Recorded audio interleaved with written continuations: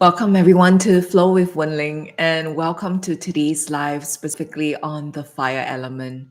This is the third of a five-part series on the power of the creative cycle, as well as on the five elements within the power of the creative cycle.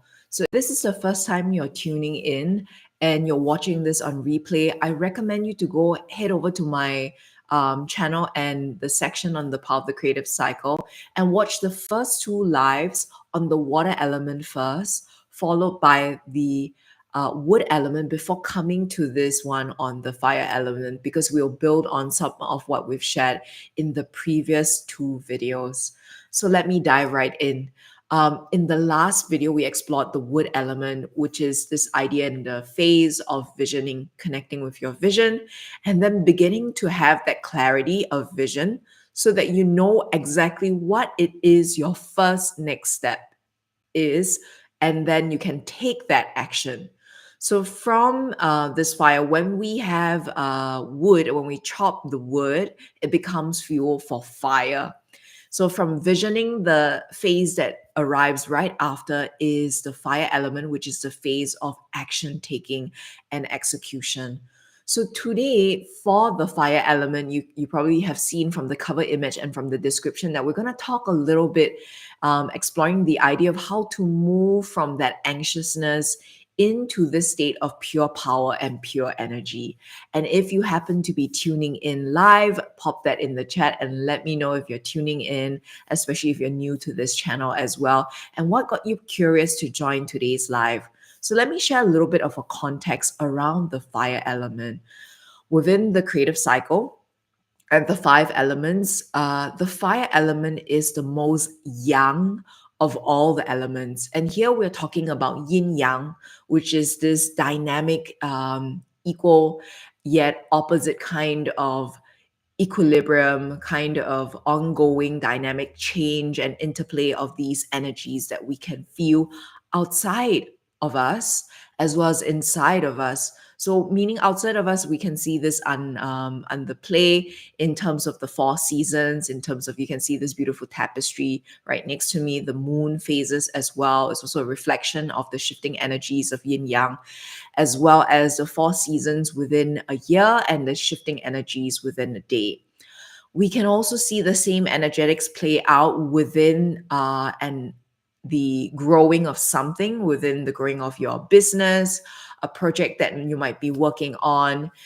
You can also see this within the stages of moving from ideation into visioning into execution, as we've explored in the project circle from the last two videos.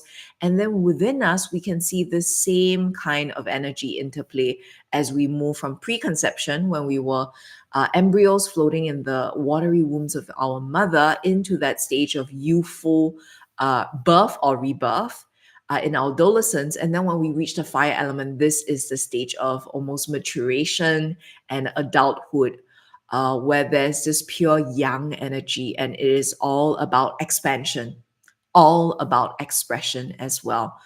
So, why are we talking about the fire element in relation to anxiety? You might be wondering. Because I work a lot with change makers and creatives across all industries and fields. Many of them come in from the creative industry. So, a lot of the clients I work with are writers, they are artists, for example, or educators or coaches. And what happens when we reach the stage of execution is very often there is this rising feeling of anxiety that then causes us to not be able to own our true power and to do the work we are meant to do in the world without holding ourselves back. Um, it's no coincidence that within the creative cycle framework, the part of the body that's associated with the fire element is the heart. In Chinese medicine, which this five element theory is rooted in, the heart is the governor of the governors of the kingdom of your body, of all of the organs, including the liver, the spleen, the kidney, for example. It is the most important, as well as the lungs. So the heart actually is the one that's the most important. So it rules over or governs all the other organs and energy channels within your body. And we all know that the heart is associated across many different cultures with feelings of joyfulness. And this is the expression of the heart when flourishing, when in connection with others, when in being able to express what is coming from within. And then when out of balance, what happens is anxiety, a sense of overexcitation, a sense of agitation that we cannot control. And this holds us back from fully expressing ourselves in an authentic way and in a confident way as well. So, what to do, you might be thinking, if you're at this stage of execution for your project. Maybe you have been wanting to write your book or your blog, or maybe you've been preparing for your art exhibition, or you've got a coaching product, or you've got a service that you've been wanting to launch, and you've been feeling this sense of anxiety or noticing that you're slipping into social comparison. The first thing you can do is to notice when that happens and acknowledge that this anxiety comes from a place of comparing with others.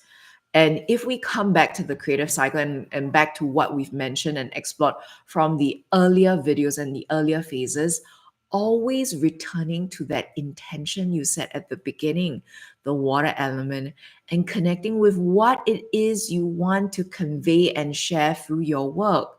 Because it's not about you. When we slip into anxiety and social comparison, it is the ego that's speaking. It's the part of you that wants to succeed, to show off to others, or the part of you that feels unworthy or small in comparison to someone else. That's the ego speaking. You are not the ego. There's a part of you that is connected with your experience of, or the perspective of the ego, but a lot of you is simply pure energy and of creative power and essence. So when you connect with that creative power and essence and the intention behind this creative and power and essence that you then direct into your projects, into your endeavors, into your relationships, then that becomes a powerful force to be reckoned with, both by others and also by yourself, because you no longer second guess yourself. You no longer compare with others, because truly there's nothing quite like yours. Every single product, every single offering, every single service will be different, and yours will be unique because you have your own story to share. You have your own unique perspective, your own unique experience, your own unique training and knowledge that you bring to the table that no one else does. And trust me, every single person experiences this kind of anxiety, this kind of social comparison. It's merely the extent to which we let ourselves be affected by it. And when you notice this happening, one very helpful tip you can do is to massage the center of your palm here. When you find that center of the palm, right, you can use the opposite thumb and gently press and massage this point. This is called the heart protector point. And when you massage this point, this is a quick acupressure, self-soothing exercise. It helps to soothe your mind and help to ground your energy and any circling thoughts, bringing yourself from the mind, which is where the anxious thoughts exist, back into your body and into this sense of your energy, of the true nature, the infinite potential that you have when you connect with this divine aspect of yourself. Um, so, of course, when we talk about execution, the other thing that may happen as well that I also want to address is you might be distracted. And this is also what happens when the heart is being attracted by all the other things, not wanting to lose out, and what we often call right now a shiny object syndrome. I want to engage in this. I want to do that. I want to be with this person. I also want to be with that person. I want this and that and this and that. And many of these desires are at odds with your original intention. So if you notice yourself in this situation, what to do? First, take a pause and you might massage this point, pressing to breathe in. And then as you breathe out, letting this self soothing acupressure mechanism kick in. And after you do a couple of rounds and when you feel that sense of grounding come back, from that place of feeling grounded, ask yourself from the heart, what is it that I truly desire? What is it that is truly worth my effort, my time to invest and commit in fully? So, not getting distracted by what is not in alignment and always coming back to alignment. Another very important part of the heart is that within the framework of the creative cycle, we often also explore what is called the three levels of existence. And this is called heaven, humanity, or the heart, and the earth. What does this mean, right? And within other religions, for example, Christianity or in Catholicism, we often talk about the Holy Trinity. Within the philosophy that underpins the creative cycle, there are also these three levels of existence. We talked about yin yang just now. The most yang aspect of you is the heavens. And this is above you, representing your dreams, your aspirations, your infinite potential, the part of you that is not limited by your small self, not limited by your ego, the part of you that is pure energy and presence and of the divine. And you have that within you. And then we have the bottom, which is the earth. And this is also acknowledging and appreciating your limitations as well as your unique strengths, weaknesses, the story you bring with you from your past as you rewrite the past to empower the present and enlighten the future. This is what makes you stand out from other people, right? Because everyone is pure energy and pure presence, but you have your own unique perspective, your own unique story to tell, something to offer that is different from other people. Maybe it's the way you tell the story. Maybe it's the way you carry yourself. Maybe it's the genuine care you have, or perhaps it's the precision in your approach and the integrity you bring with you in your words. Whatever that is, it is what makes you unique. It is also your strength and your weaknesses. Very often, actually, what is our strength is also our weakness. And then at any point of time between these two, we are often aligning in the middle with what we call the Tai Chi axis. Some of you may know Tai Chi as the symbol of yin yang. That is a black swirl with a white dot and a white swirl with a black dot inside of it. And this symbol, it's not static. It's actually dynamic and moving and interchanging all the time. So you're constantly having to shift and change between these two yin yang in every situation, in every moment in life. And how we do that is by coming from the heart, always returning to your humanity, remembering that you are the one between heaven and earth. You are the creative vessel to allow this divine impulse to pass through you, through your actions, your words, your endeavors, your relationships, translating this divine power and impulse into real things in this real world. And how powerful and beautiful that is.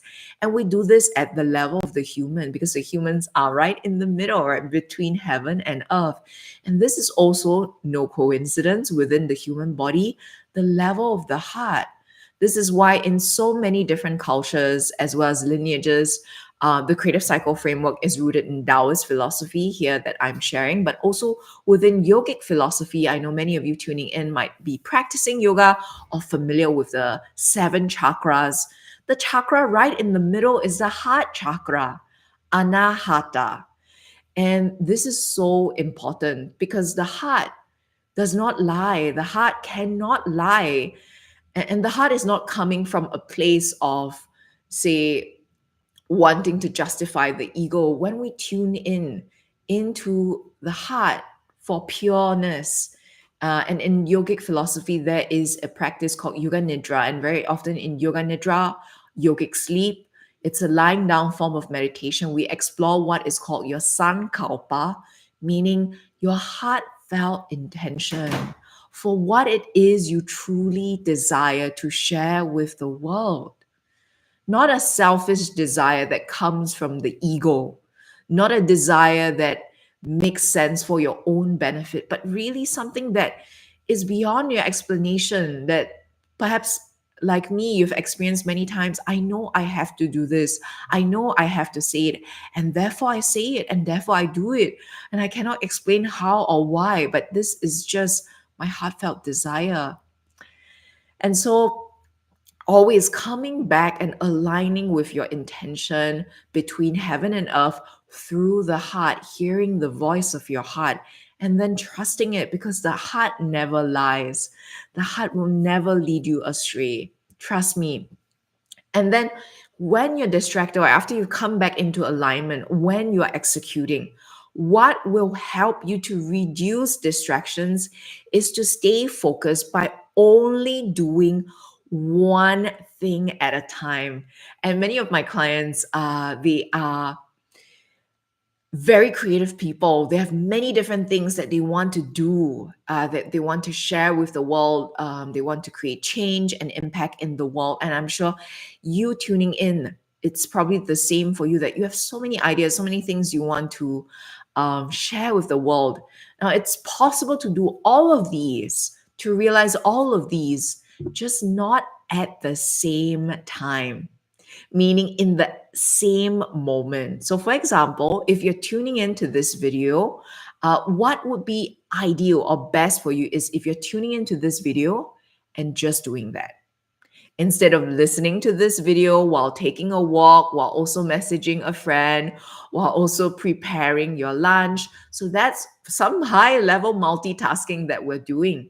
And what happens is, our current society has conditioned us to believe that multitasking is the way of being, and that this is how we should be in every moment in our lives, when actually the contrary is true. Monotasking, meaning doing one thing at a time, such as what we do in meditation, simply observing the breath, taking the seat of the awareness. Another example, if you're running and you're just paying attention on running, if you're cooking and you're cooking really mindfully, paying attention to chopping the vegetables, cooking the dish, savoring the aroma, making sure that the ingredients are put in the right order, then you are monotasking. And when we monotask, that helps us get into a deep state of focus and proficiency in the thing that we're doing, so that we can then enter into the magical zone we call the flow state. Perhaps you can think back to the last time you did something and you lost track of time. That is a sign of the flow state. And very often, what happens is when we enter into the flow state, magic happens, because we're no longer bound by time, and we are just so deep in the process, and we are almost at one. We are one with the thing itself. We are it. We're not trying to do it, we're not attempting to do it, we're not even doing it. We are the thing itself. And when that happens, very often magic unfolds and we manage to achieve much more. Maybe you might be able to write much more in that time when you enter into that flow state, as compared to if you're always figuring out, trying to second guess yourself if what you've written is good or not, comparing with something else, trying to edit and also write at the same time. These are two contrasting energies. So one thing very important, monotasking, and also coming from a place of alignment, doing that in a place of alignment. Now you might be wondering, but what if I want to work on my other projects? That's completely okay.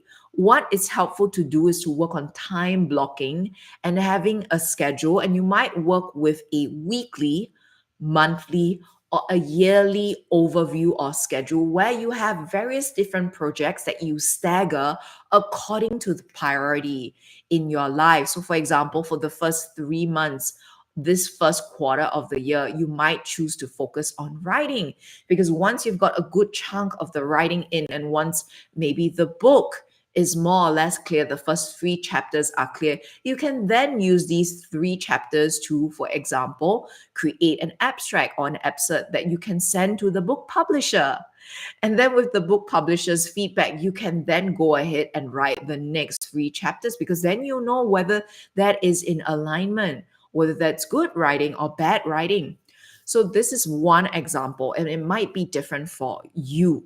So if you have any specific questions on how this applies to your projects, feel free to drop that in the comment box and let me know. And also, very importantly, I work one-on-one with change makers and creatives such as yourself. So if you're needing more individual, customized support for your unique projects and situations, your unique endeavors, as well as your side hustle or business, if you want to know how you can best harness the energy of each of these five elements and the creative cycle, and you want to find out more about coaching with me, you can always drop me a message or find out more on my website, wenlintan.com. You can email me, wenling@wenlingtan.com.